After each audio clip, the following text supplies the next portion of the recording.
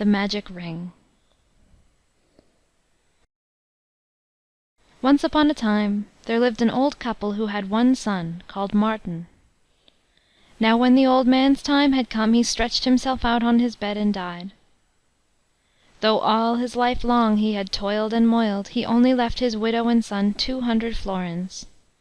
The old woman determined to put by the money for a rainy day, but alas! the rainy day was close at hand, for their meal was all consumed, and who is prepared to face starvation with 200 florins at their disposal? So the old woman counted out 100 florins, and giving them to Martin, told him to go into the town and lay in a store of meal for a year. So Martin started off for the town. When he reached the meat market he found the whole place in turmoil, and a great noise of angry voices and barking of dogs. Mixing in the crowd he noticed a staghound which the butchers had caught and tied to a post, and which was being flogged in a merciless manner. Overcome with pity, Martin spoke to the butchers, saying, "Friends, why are you beating the poor dog so cruelly?" "We have every right to beat him," they replied. "He has just devoured a newly killed pig." "Leave off beating him," said Martin, "and sell him to me instead." "If you choose to buy him," answered the butchers derisively, "but for such a treasure we won't take a penny less than 100 florins." "100!" exclaimed Martin. "Well, so be it, if you will not take less." And taking the money out of his pocket he handed it over in exchange for the dog, whose name was Schurka. When Martin got home his mother met him with the question, "Well, what have you bought?" "Schurka, the dog," replied Martin, pointing to his new possession. Whereupon his mother became very angry, and abused him roundly. He ought to be ashamed of himself, when there was scarcely a handful of meal in the house, to have spent the money on a useless brute like that. On the following day she sent him back to the town, saying, "Here, take our last 100 florins and buy provisions with them. I have just emptied the last grains of meal out of the chest and baked a bannock, but it won't last over tomorrow."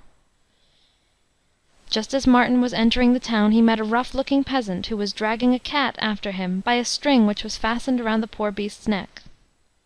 "Stop!" cried Martin. "Where are you dragging that poor cat?"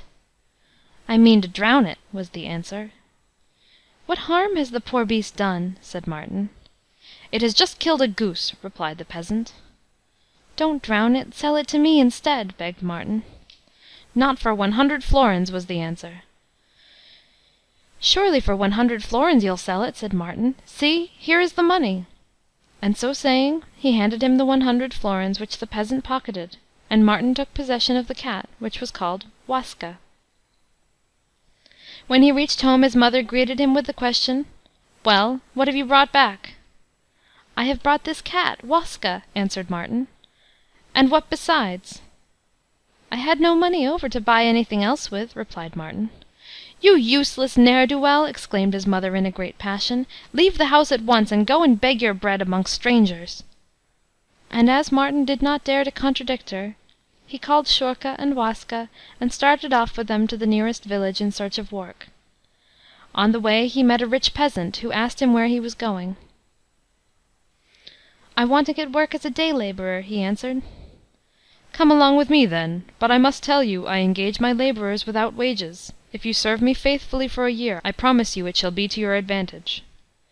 So Martin consented, and for a year he worked diligently, and served his master faithfully, and not sparing himself in any way. When the day of reckoning had come, the peasant led him into a barn, and pointing to 2 full sacks, said, "Take whichever of these you choose." Martin examined the contents of the sacks, and seeing that one was full of silver, and the other of sand, he said to himself, "There must be some trick about this. I had better take the sand." And throwing the sack over his shoulders, he started out into the world in search of fresh work. On he walked, and at last he reached a great gloomy wood. In the middle of the wood he came upon a meadow where a fire was burning, and in the midst of the fire, surrounded by flames, was a lovely damsel, more beautiful than anything that Martin had ever seen, and when she saw him she called to him, "Martin, if you would win happiness, save my life. Extinguish the flames with the sand that you earned in payment of your faithful service."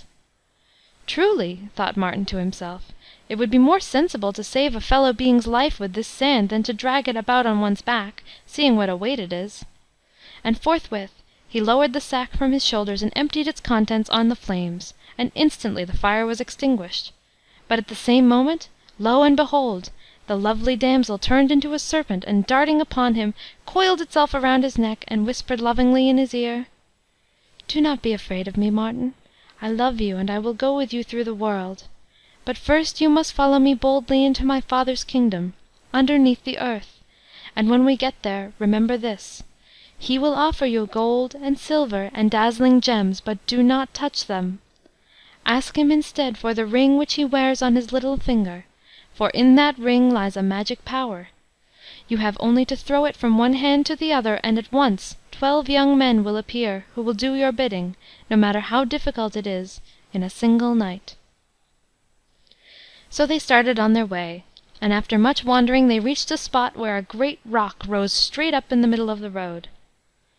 Instantly the serpent uncoiled itself from his neck, and as it touched the damp earth it resumed the shape of the lovely damsel. Pointing to the rock, she showed him an opening just big enough for a man to wriggle through. Passing into it, they entered a long underground passage, which led out on to a wide field above which spread a blue sky. In the middle of the field stood a magnificent castle, built out of porphyry, with a roof of gold and with glittering battlements. And his beautiful guide told him that this was the palace in which her father lived and reigned over his kingdom in the underworld. Together they entered the palace, and were received by the king with great kindness. Turning to his daughter, he said: "My child, I had almost given up the hope of ever seeing you again. Where have you been all these years?" "My father," she replied, "I owe my life to this youth, who saved me from a terrible death." Upon which the king turned to Martin with a gracious smile, saying: "I will reward your courage by granting you whatever your heart desires. Take as much gold, silver, and precious stones as you choose." "I thank you, mighty king, for your gracious offer," answered Martin, "but I do not covet either gold, silver, or precious stones. Yet if you will grant me a favor, give me, I beg, the ring from off of the little finger of your royal hand. Every time my eye falls on it, I shall think of your gracious majesty, and when I marry, I shall present it to my bride." So the king took the ring from his finger and gave it to Martin, saying: "Take it, good youth, but with it I make one condition. You are never to confide to any one that this is a magic ring. If you do, you will straightway bring misfortune on yourself."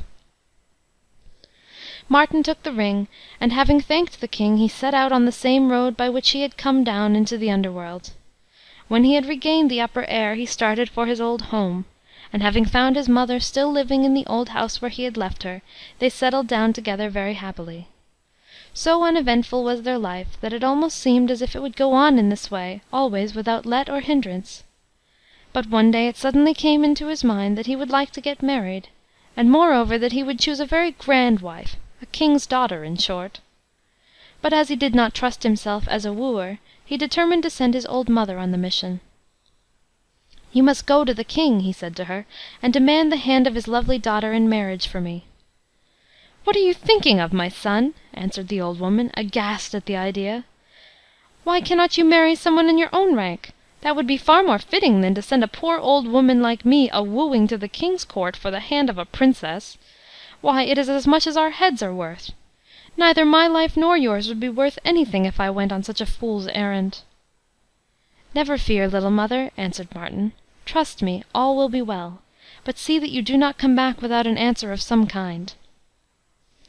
And so, obedient to her son's behest, the old woman hobbled off to the palace, and without being hindered, reached the courtyard, and began to mount the flight of steps leading to the royal presence chamber.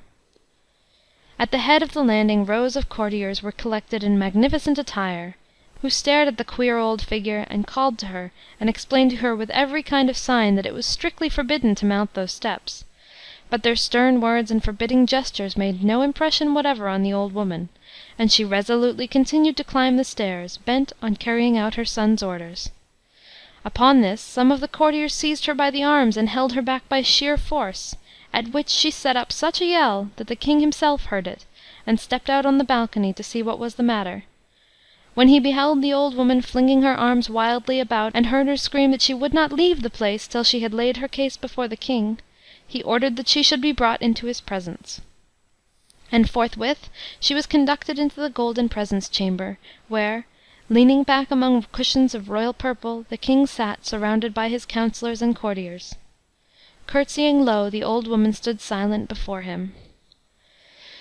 "Well, my good dame, what can I do for you?" asked the King. "I have come," replied Martin's mother, "and your Majesty must not be angry with me. I have come a-wooing." "Is the woman out of her mind?" said the King, with an angry frown. But Martin's mother answered boldly, "If the King will only listen patiently to me, and give me a straightforward answer, he will see that I am not out of my mind. You, O King, have a lovely daughter to give in marriage.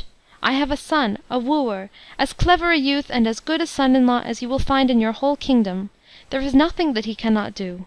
Now tell me, O King, plump and plain, will you give your daughter to my son as wife?" The King listened to the end of the old woman's strange request, but every moment his face grew blacker and his features sterner, till at once he thought to himself, "Is it worth while that I, the King, should be angry with this poor fool?"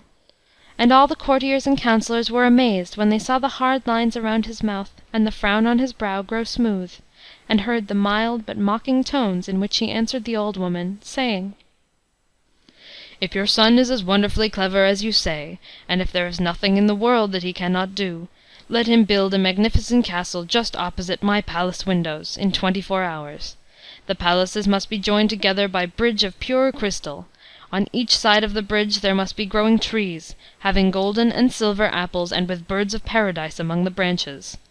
At the right of the bridge there must be a church with 5 golden cupolas. In this church your son shall be wedded to my daughter, and we will keep the wedding festivities in the new castle. But if he fails to execute this my royal command, then, as a just but mild monarch, I shall give orders that you and he be taken, and first dipped in tar, and then in feathers, and you shall be executed in the market-place for the entertainment of my courtiers." And a smile played around the King's lips as he finished speaking, and his courtiers and counsellors shook with laughter when they thought of the old woman's folly, and praised the King's wise device, and said to each other, "What a joke it will be when we see the pair of them tarred and feathered! The son is just as able to grow a beard on the palm of his hand as to execute such a task in 24 hours." Now the poor old woman was mortally afraid, and in a trembling voice she asked, "Is that really your royal will, O King? Must I take this order to my poor son?" "Yes, old dame, such is my command. If your son carries out my order he shall be rewarded with my daughter, but if he fails, away to the tar-barrel and the stake with both of you." On her way home, the poor old woman shed bitter tears, and when she saw Martin she told him what the King had said, and sobbed out, "Didn't I tell you, my son, that you should marry some one of your own rank? It would have been better for us this day if you had. As I told you, my going to court has been as much as our lives are worth, and now we will both be tarred and feathered and burned in the public market-place. It's terrible!" And she moaned and cried. "Never fear, little mother," answered Martin. "Trust me, and you will see all will be well. You may go to sleep with a quiet mind." And stepping to the front of the hut, Martin threw his ring from the palm of one hand into the other, upon which 12 youths instantly appeared and demanded what he wanted them to do. Then he told them the King's commands, and they answered that by next morning all should be accomplished exactly as the King had ordered. Next morning when the King awoke and looked out of his window, to his amazement he beheld a magnificent castle just opposite his own palace, and joined to it by a bridge of pure crystal. At each side of the bridge trees were growing, from whose branches hung golden and silver apples, among which birds of paradise perched. At the right, gleaming in the sun, were the 5 golden cupolas of a splendid church, whose bells rang out as if they would summon the people from all corners of the earth to come and behold the wonder. Now, though the King would much rather have seen his future son-in-law tarred, feathered, and burned at the stake, he remembered his royal oath, and had to make the best of a bad business. So he took heart of grace, and made Martin a duke, and gave his daughter a rich dowry, and prepared the grandest wedding feast that had ever been seen, so that to this day the old people in the country still talk of it. After the wedding, Martin and his royal bride went to dwell in the magnificent new palace, and here Martin lived in the greatest comfort and luxury, such luxury as he had never imagined. But though he was as happy as the day was long, and as merry as a grig, the King's daughter fretted all day, thinking of the indignity that had been done to her, in making her marry Martin, the poor widow's son, instead of a rich young prince from a foreign country. So unhappy was she that she spent all her time wondering how she should get rid of her undesirable husband. And first she determined to learn the secret of his power, and with flattering, caressing words she tried to coax him to tell her how he was so clever that there was nothing in the world that he could not do. At first he would tell her nothing, but once, when he was in a yielding mood, she approached him with a winning smile on her lovely face, and speaking flattering words to him, she gave him a potion to drink, with a sweet, strong taste. And when he had drunk it, Martin's lips were unsealed, and he told her that all his power lay in the magic ring that he wore on his finger, and he described to her how to use it, and still speaking he fell into a deep sleep. And when she saw that the potion had worked and that he was sound asleep, the Princess took the magic ring from his finger, and going into the courtyard, she threw it from the palm of one hand into the other. On the instant the 12 youths appeared, and asked her what she commanded them to do.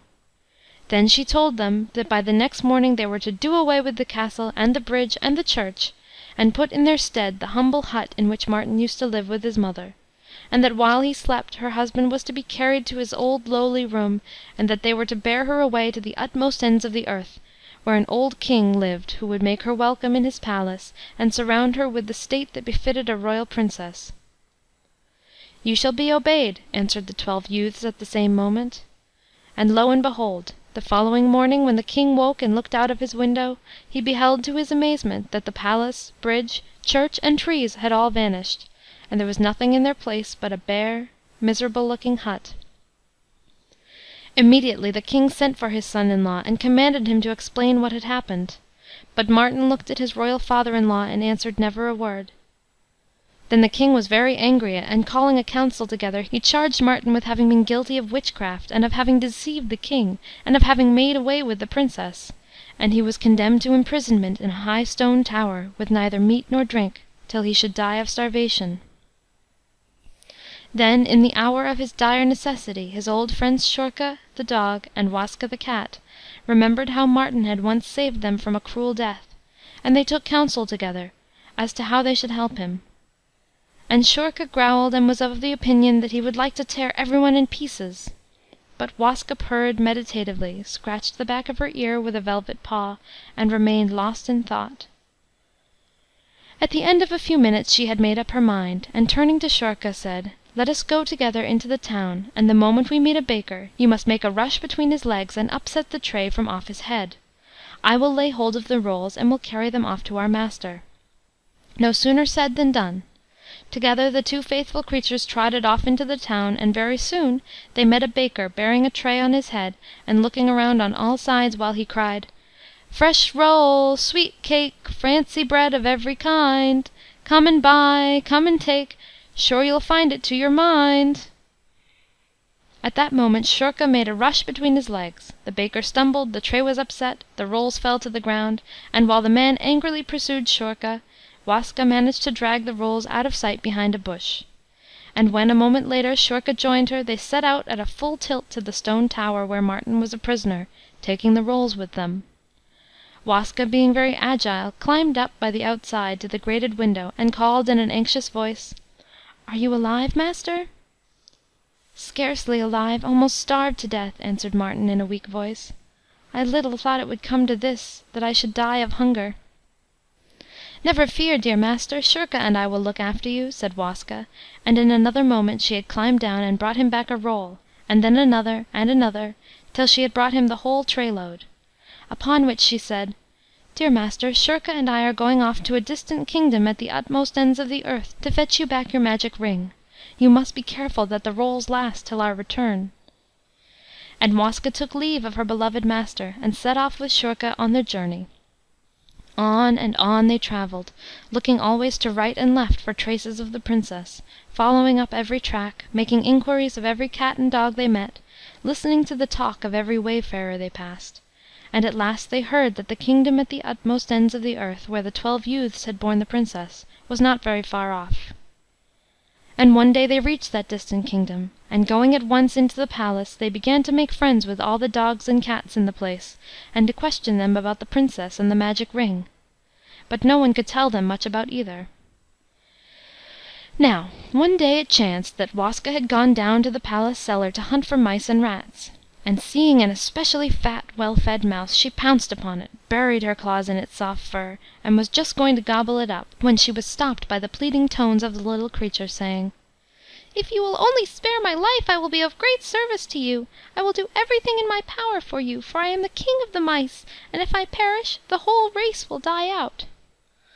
"So be it," said Waska. "I will spare your life, but in return you must do something for me.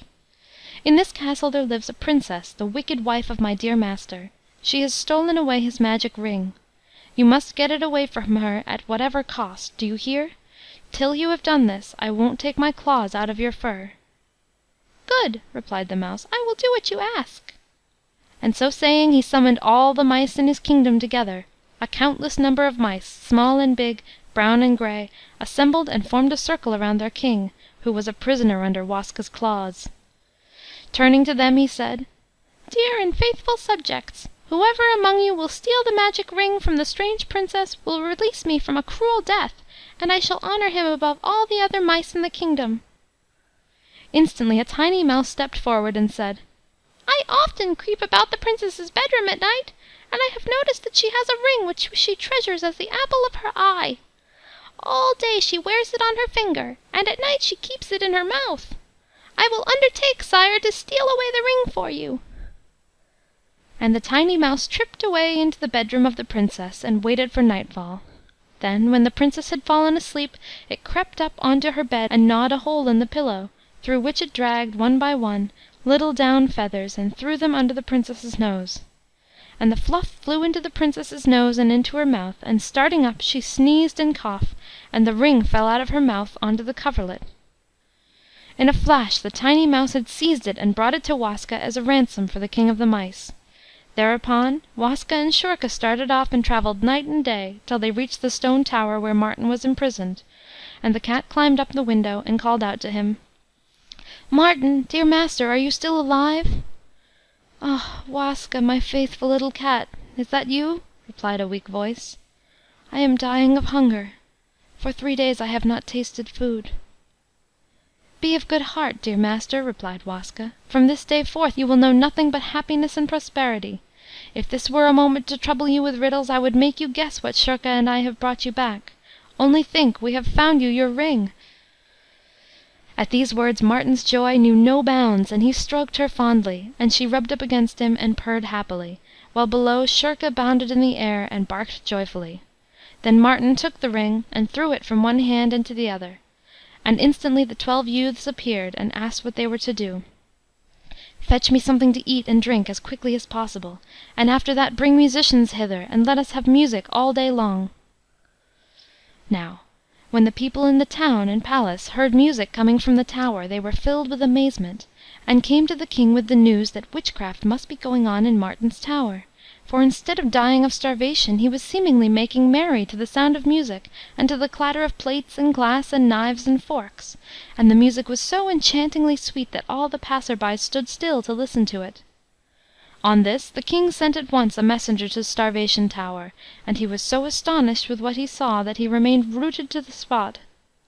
Then the king sent his chief counsellors, and they too were transfixed with wonder. At last the king came himself, and he likewise was spellbound by the beauty of the music. Then Martin summoned the 12 youths, and said to them, "Build up my castle again, and join it to the king's palace with a crystal bridge. Do not forget the trees with the golden and silver apples, and with the birds of paradise in the branches. And put back the church with the 5 cupolas, and let the bells ring out, summoning the people from the 4 corners of the kingdom. And one thing more, bring back my faithless wife, and lead her into the women's chambers." And it was all done as he commanded, and leaving Starvation Tower, he took the king, his father-in-law, by the arm, and led him into the new palace, where the princess sat in fear and trembling, awaiting her death. And Martin spoke to the king, saying, "King and royal father, I have suffered much at the hands of your daughter. What punishment shall be dealt to her?" Then the mild king answered, "Beloved prince and son-in-law, If you love me, let your anger be turned to grace, forgive my daughter, and restore her to your heart and favor." And Martin's heart was softened, and he forgave his wife, and they lived happily together ever after. And his old mother came and lived with them, and he never parted with Schurka and Waska, and I need hardly tell you that he never again let the ring out of his possession. End of the Magic Ring.